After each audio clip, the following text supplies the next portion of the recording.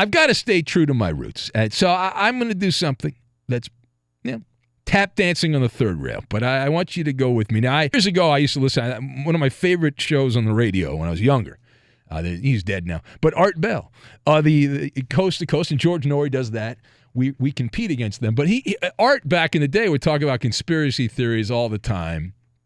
And we now have an opportunity through a sports talk radio format to discuss some of this stuff.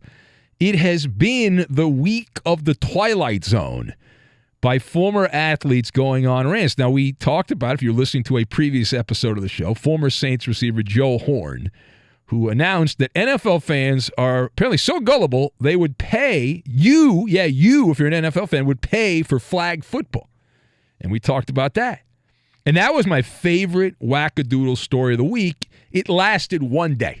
One day, because I'm sorry, Joe Horn, you've got to take a back seat. You have been replaced by Kansas City Chiefs legend Larry Johnson with a rant of the ages. If you didn't see this, if you somehow missed it, wow. Larry Johnson, who was a star, big deal for Kansas City running the football, he did the electric boogaloo on social media in a rant about the effeminate agenda in professional sports. That's the term that he used, but that was just the tip of the iceberg. He went full nutso, all right, full bizarro, and there's no, it was insane. I'll give you some of it. Maybe I'll even give you most of it. But Larry Johnson said in his social media rant about the effeminate agenda, he said there is an effeminate agenda going on amongst NBA and NFL elite. He then said it's being peddled by who? Masons, Freemasons, the handlers, who indoctrinate the heterosexual sports world without them knowing, Larry Johnson said.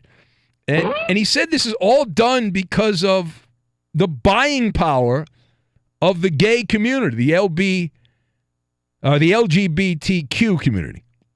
I gotta get my letters right. But he said, well, we're not ready to have the conversation. There's a former NFL star. That was just his opening salvo. He then went point by point attacking the NBA and NFL individually. He said of the NBA that it's like a Vogue fashion show now, and that the players, when they show up and from the team boss to their car to the locker room, most of the outfits, he said, you think for 16-year-old boys, not 6'6", 30-year-old men.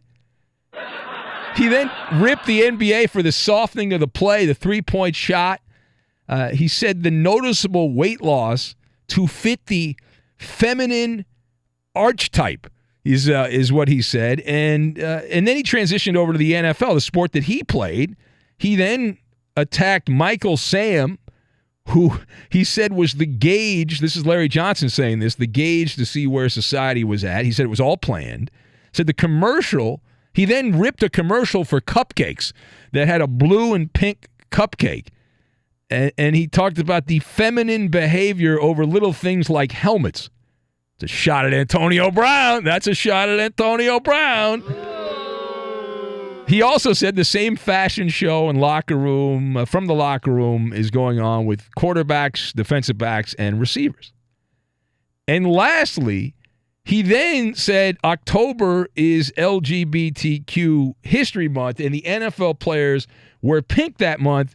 They want you to think, Larry Johnson, former Chiefs star, said, it's for breast cancer, but they show you they don't care about women. Look at the treatment of domestic violence issues, is what he said. Keep in mind, Larry Johnson, if you don't know, multiple arrests for domestic violence back in his playing days with Kansas City. All right, so let's discuss. All of this was there. I'm not making any of this up. Now, you can look for yourself. I don't think it's been deleted. Now, the question, what are your initial reactions to this rant by Larry Johnson? Now, I've got Coldplay, the thermometer, and video. And we will combine all these things together. Now, Larry Johnson has fallen into a deep rabbit hole. He's just wow. He has a much different worldview than most. He's completely embraced the conspiracy theory dogma of some fringe groups. And this is not a dip your toe situation. He is doing a belly whopper in the deep end is what he's doing. Larry Johnson said he's just a hyper-masculine man and doesn't hate the gay community. He simply believes he has the cheat code to the societal matrix. And he, of course, of all people, knows what's going on here. And there is a Freemason agenda to go after the sports fans who are homophobic, according to Larry Johnson. This is crazy.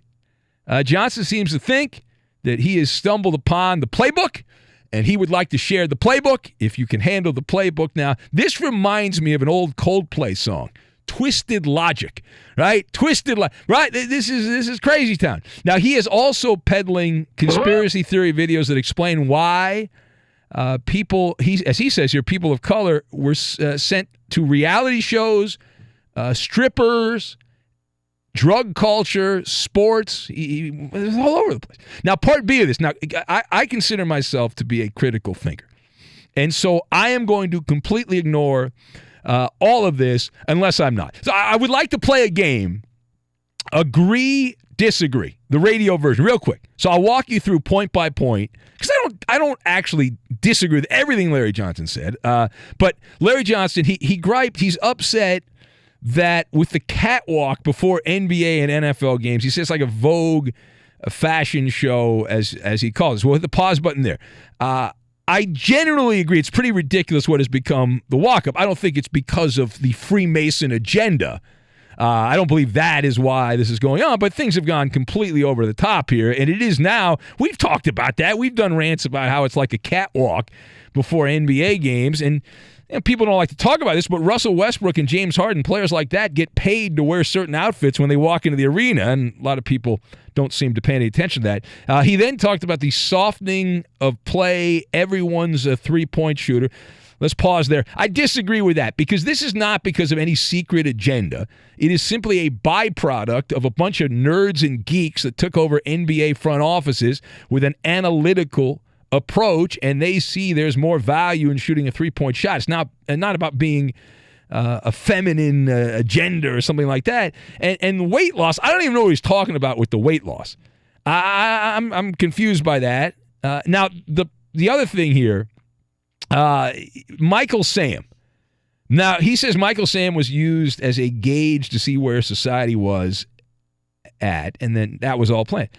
I partially agree. Now, we have seen anecdotal evidence that the NFL called in a favor to the old St. Louis Rams. They brokered a deal, a backroom deal. Now, the Rams were heading to L.A., although I don't believe it had been announced at that point. They were still the St. Louis Rams for another year or two. It was 2014. So, yeah, it was near the end of the St. Louis Rams run. So the anecdotal evidence were reports out of St. Louis that the NFL called in a favor. And the deal was, I think the Rams didn't have to do hard knocks, and they didn't do it until they got to L.A. Michael Sam, who did become the gay Ram, he was the 249th pick in the 7th round, the third day of the NFL draft. You know how many players were selected after Michael Sam in 2014? 7. That's it. So I do believe that was a planned out situation. I believe the NFL puppet masters were using Michael Sam as a human thermometer to get the temperature of the room. No, I do not believe that. What I believe happened is the NFL was so worried about bad optics that they attempted to make sure that Sam was drafted, because they did not want an attack, a swarm of social justice warriors who were going to be attacking the bedrock of football. So rather than have that, there was so much writing on all the attention of Michael Sam. There's so much writing. They had to have him drafted by somebody. And as far as the Freemasons controlling all of this, I'm gonna disagree. Hollywood, now this is like watching too many Hollywood movies. There's Hollywood screenplays love the secret society. It makes for a good movie. Skull and Bones, whatever it might be. You like the secret society because it's good theater. It's good drama. But the reality is that anyone, even you, can become a Freemason. If you can find a Masonic lodge, they're everywhere. Now, you got to get somebody to sign off on your character and open your checkbook and write a check. And as far as the nefarious deeds the Freemasons are up to, at least most people who are part of it claim, maybe they're lying, It's mostly charity stuff that they do. That's not sexy. Now, the last word here. Anytime an NFL player does anything bizarro world, right? Anything at all bizarro world, what do people say? 3 letters. CTE. Every time. 100% of the time. 100% of the time. Now, we will not know whether Larry Johnson has CTE until he is dead, because there's no test while you're alive. But I will tell you that that's a cop-out to always blame these NFL guys when they do something crazy. Say, well, it's CTE. To me, this feels like Larry Johnson has been twisted into a pretzel, falling into some kind of YouTube haze, watching these wild deep state conspiracy theories about the cabal and the Freemasons and all that. The power of the video. The power of the video. And I love documentaries. I'll tell you, a well-made documentary can really mess with your brain. These people are masters of deception and mind control. And you got to also remember here that close to 50% of the population, 1 out of every 2, believe in at least one conspiracy theory. 50, that's what the studies have shown. And there's a wide range of conspiracy theories. And most of them involve celebrities or the government. I've actually accepted some to be true. I fight with my friend Sports with Coleman, the Baltimore radio icon, regularly.